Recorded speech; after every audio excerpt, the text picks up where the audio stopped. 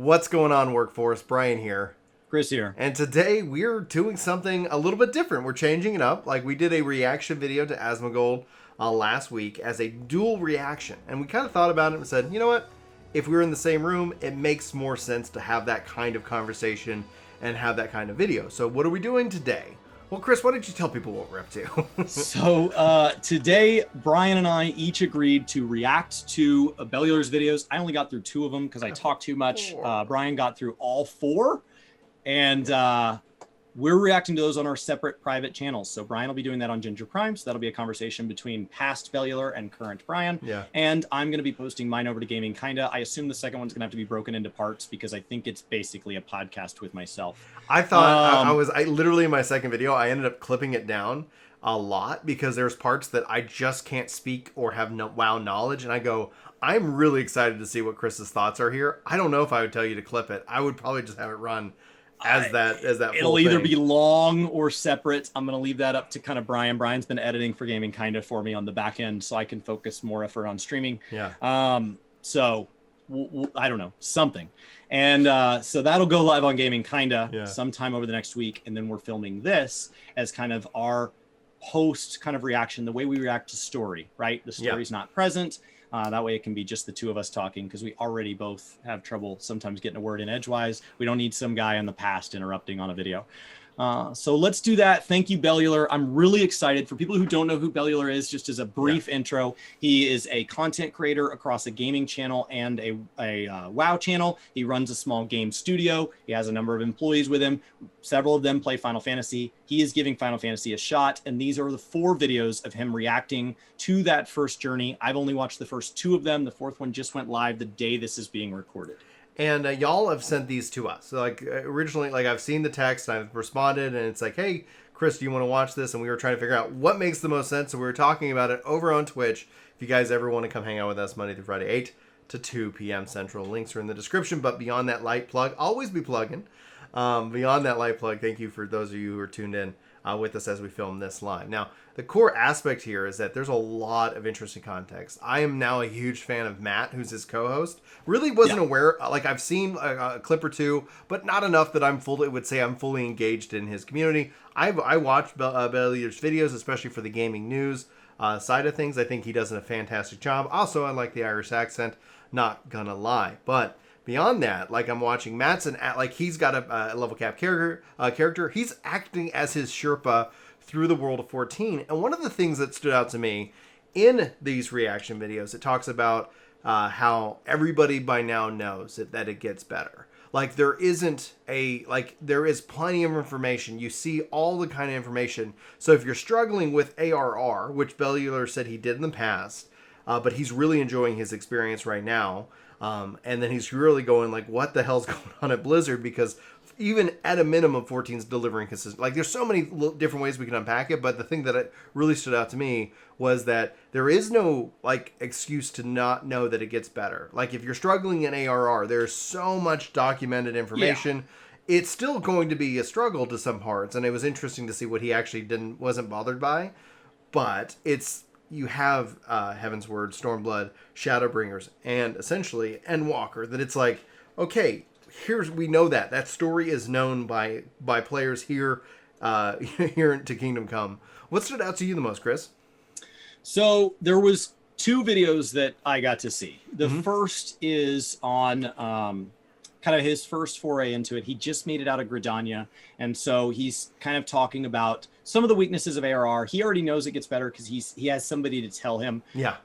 Obviously, we know the story of ARR. If you haven't seen the No Clip documentary, it's fascinating. It's done in multiple parts, so you don't have to sit down and do one big long sitting. I think the first one's only like 50 minutes or something. So it's very manageable. It's not a Snyder cut of the history of 14. Still a good movie. Just finished the Snyder cut last night, and it was like it took me several sessions. So the story of 14 and then going into the comparison video of differences between WoW and 14, story seemed to be the single biggest difference they focused on. Now, Bellular and his co-host both have a passion for lore. Yes. They both have a passion for story. And so when you look at story, there's many ways to define what a story is in a game, but if you wrote down the 50 ways to define what story is in a game, Final Fantasy is going to take the vast majority of those. Yes. It's going to win in 30 or 40 of the categories. And so there are a handful where World of Warcraft shines by doing something that 14 doesn't, but it's rare. And so him starting in the story, he's level 19, he's just getting out of Gridania. Sounds like he may have done his first dungeon, but it is possible, depending on SE. He talked about doing the hunt log, so it is possible he's going to outlevel MSQ so much he hasn't done his first dungeon. No, he has. Sounded like he made it through 1 or 2 dungeons. There's going to be a lot of story. It's going to be a heavy emphasis. I'm looking forward to hearing what he thinks about how things feel. He says there's a lack of snappiness to the way the game feels compared to WoW. And I think a lot of that is that 2.5-second global paired with the animation style of this game. You got a lot of downtime. Your character has 2.5 seconds to do whatever they want to do before they have to do anything else, as opposed to WoW, where you've got to go. And so it makes your character feel really fast, even if the actions are taking place right when you press the button. I think there's a core difference there in the way the games feel, even if underneath they're running very similarly. The end game content has a very similar amount of APM. There's a similar level of latency and all of that. I think it was interesting, and that's one of the things that shocked me, is that he wasn't bothered by the global cooldown, because I think what the other thing that was paired with, and here's where I was like, I don't know the solution, but I know Guild Wars 2 kind of has a solution, but it can be up for debate. We have solutions, but it can be up for debate as to their effectiveness, is that he's actually played on Matt's higher level character just to taste it, just to see how it feels. And so he has already had a preview window into that combat. Now, Palace of the Dead, Heaven on High to a degree, like more Palace of the Dead than anything else, gives you the ability to level up a character up to at least level 60 and see how it feels at level 60. But then the counter argument to that is that players don't feel like that teaches you your job. You're really not getting a good look at it, and especially as you're leveling, I would say, don't spend your time in Heaven on in the Palace of the Dead. Like, get through the MSQ. That's the gate. Like, you got to work on story. And even if you get to cap it and haven't done 5 story quests, guess what? There's a lot of story quests for you. Pick another class and use that to feed it into the experience. But I actually, when he said that, I was like, yeah, that's interesting. But he also knows, because he's felt it, that it gets faster. That it's like when you're at that 2.5, when all of a sudden you start having all these skills that you weave in and you do all that, because he's already well aware of the concept of weaving, probably because of Matt and here being a Sherpa.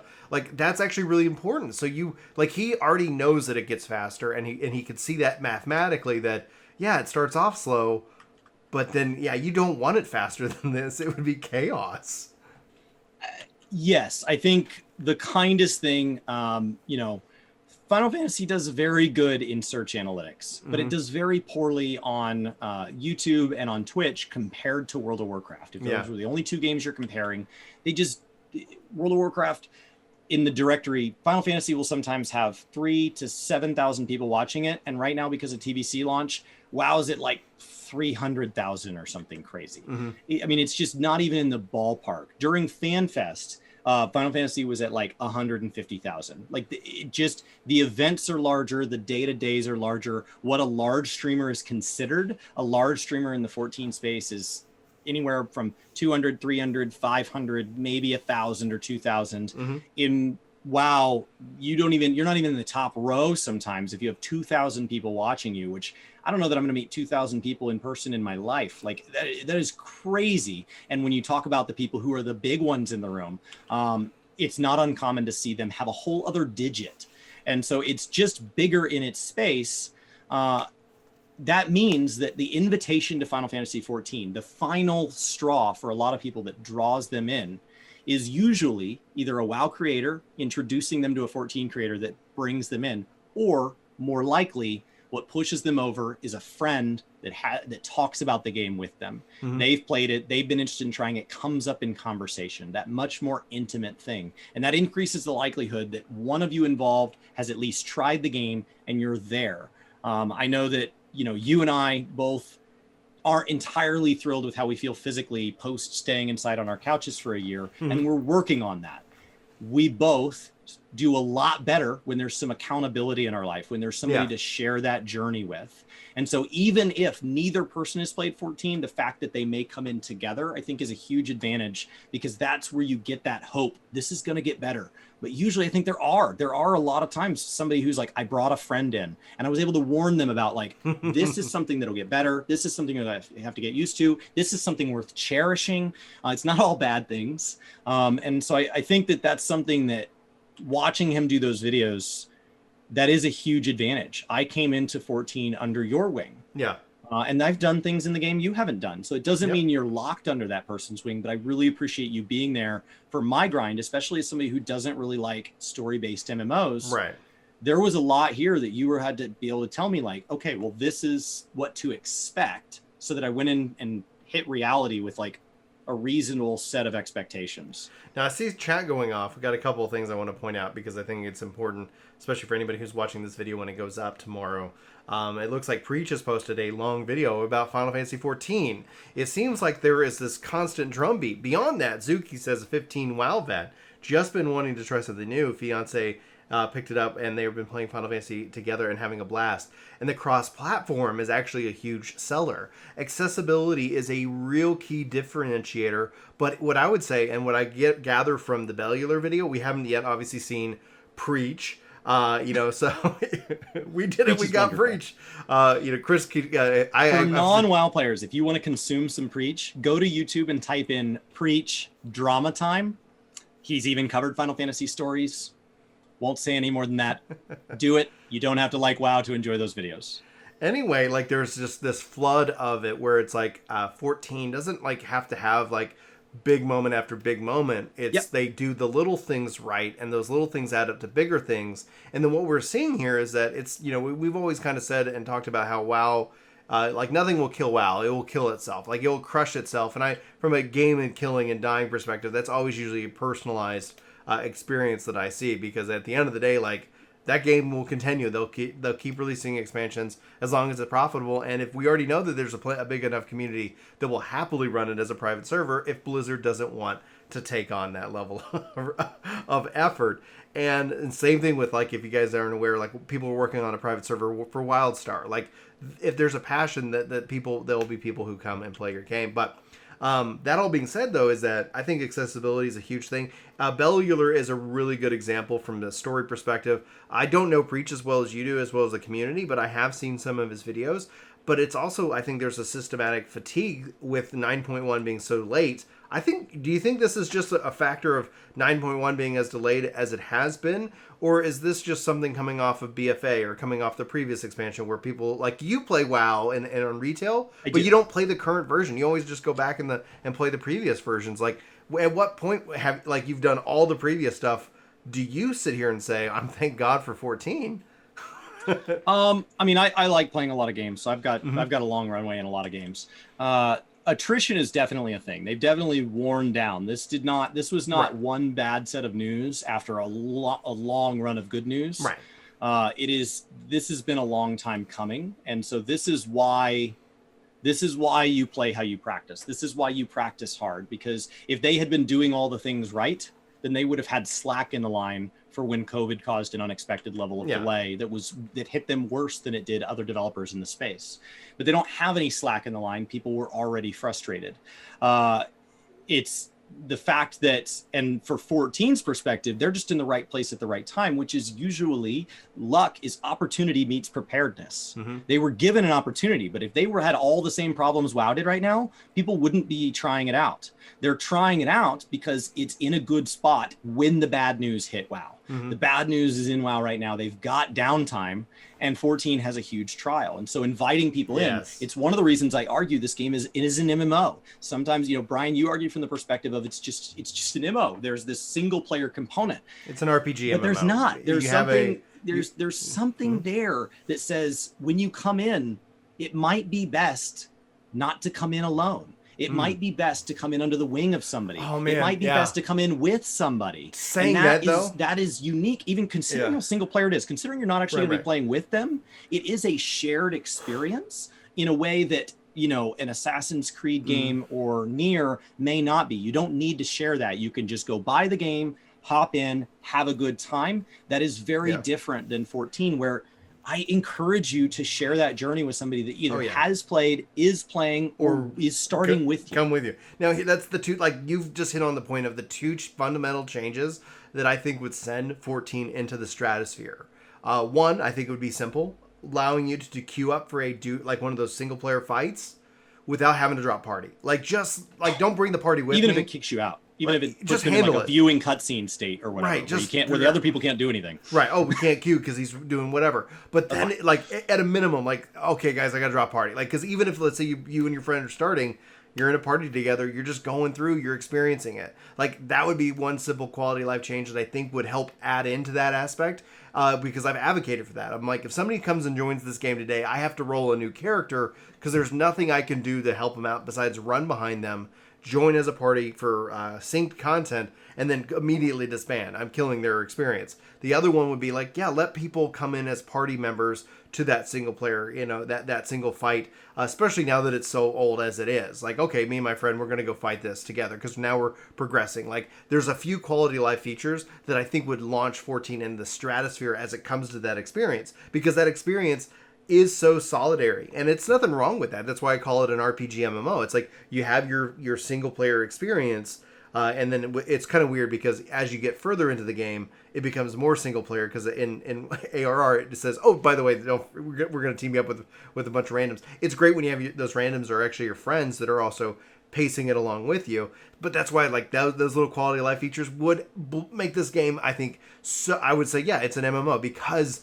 you're not constantly having to fight the interface and do those different things. And so, when you say that, I was like, freaking sure, dude. Like, let's freaking go. Yeah, bring your friends. As opposed to, like, right now, hey, let's say my brother. We'll use the Yeti, for example. His RPGs doesn't play MMOs. Right, but he's played ESO. Like, he can get concepts. But essentially, like, if inviting him in, it's not going to be an experience of like, okay, go play through this whole experience. We're already at level cap. There's nothing really we can do to help you. We'd only hurt you. But imagine if we could level sync down to him, run through the open world, see whatever quest he was on. I don't even need experience because he's my friend. But overall, like, I think you should adjust that regardless and give something. But letting us play together because no matter what, a tombstone of old contentness. Yes, exactly. But beyond just that gift, etc., because no matter what, like, any new player is going to come in, and if you're not getting anything, they're going to still feel guilty for the most part. Most humans are naturally going to be like, oh man, no, you go have fun. Like, I'll do the work, I'll put it in. It's like, it would be great to be able to respond with, oh, I'm getting stuff out of this. Like, I love helping out new players because I'm winning as well. And it's like, and so you're winning, we're building community. I think that would be something that could go, 14 could do in the long run. To go over really well. I'm really excited that Bellular's playing it. Narratively, I think I would love to see what if anything this means for content on his channel. I would love to see what he decides to do with it. If nothing else, it's a really good pivot and discussion point, especially as it relates to the bigger game that he plays, World of Warcraft. But like, at some point, like, if this keeps happening, if it's always just bad news, like, is there a point where, like, you cut? I bet that would be scary considering the building. The community he's built. Go ahead. No.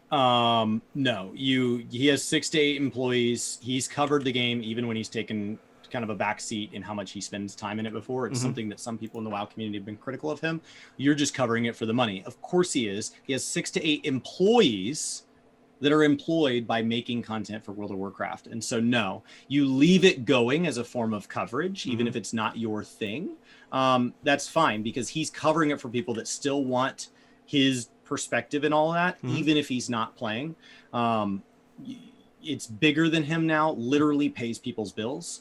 What you do instead is look at your team and say, do I have the bandwidth to maybe add one person, or look at people's current scheduling and say, do we need to spin up a 14 thing? It is not about his content creation. It's a business. It is not necessarily about covering every game he's interested in, covering everything he's interested in games.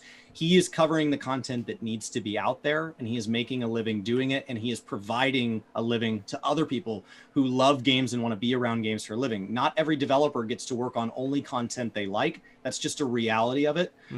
So his content is very different than when you go to a channel that it's just them. They're the ones editing.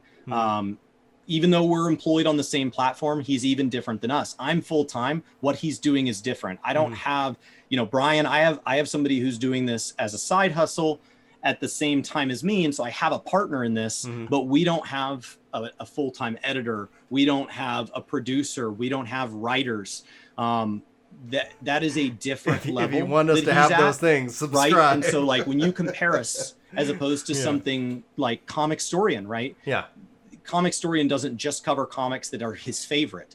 He covers comics, all of them. And so it's much more of a business at that point. It doesn't mean you can't be passionate about. I hope all of you, at least at some point in your life, get to do a job that you're thrilled to go to work, you're proud of what you do, and you would stop going if they didn't pay you. That's okay. And I hope that you're proud of what you get to do for a living, or you're working towards something that you will. Those don't have to be at odds, but I don't think he needs to drop WoW even if he personally unsubscribes. He can still cover the news. He can still give some context. He can still be that video read of what's going on in the game that people like me who like video and audio consume instead of going out and reading the websites. Even if he himself's not subscribed, I would still get the same thing out of his video. What eye level his character is has no bearing on the way I enjoy his content. Well, that's honestly, it's been a treat. I'm looking forward to watching your reactions to his video, especially when he got into the heavy WoW stuff. Like I said, I ended up cutting out kind of those chunks, which that I just don't have anything to really say about like his comparison here. So I was like, I'm looking forward to Chris. So I ended up kind of cutting those out, especially out of the second video, which is longer than the rest. So that ended up being quite a bit of time and spent, but I definitely worth it. Like, honestly, it excites me. I'm glad the community's excited. Thank y'all for sending us the videos to watch, and be sure to go watch and subscribe over on Ginger Prime and Gaming Kinda. That way you can see our individual things that kind of led up to this specific video. And now that obviously Preach has one that apparently is long. I can't do that today. I got to get more work done today. But man, geez, I'm going to be reacting on Thursdays. So at 11 a.m. CST, we are going to pivot from playing another MMO in the morning. This time it's going to be TBC Classic. It's new. Into Reaction Thursday on stream. Reaction Thursday. So guys, be sure to tune in live, and then also we'll have those up on Gaming Kinda for you, and to hopefully enjoy. Guys, let us know what you think. We're excited to hear your thoughts, especially as more and more people come and check out Final Fantasy XIV. We're really looking forward to it. But that's going to wrap us up. Chris, do you have any final thoughts before we conclude the video? No. I'm just excited to see. We're just moving into a season with a lot of great games, and I'm thankful that we have lots of places to cover them, and that I have lots of time to get into them. So looking forward to it. Guys, be sure to like, favorite, subscribe, clip, and share these videos out. I'm really looking forward. The clip feature should be getting turned on. That's why I've actually started saying it, because they say it's being turned on for gaming creators over the course of the next couple weeks. So I've been trying to make that as a part of the just natural repertoire, because I'm really excited to see what you guys clip out of our discussions, guides, and other videos that we put out for you. But that's going to wrap it up. For Work to Game, my name's Brian. My name's Chris. Thanks so much for watching. Hopefully you have a fantastic day, and we hope to see you next time. But until then. Thanks, Zuki, for the Prime sub. Zuki for the Prime. Thank you, Zuki.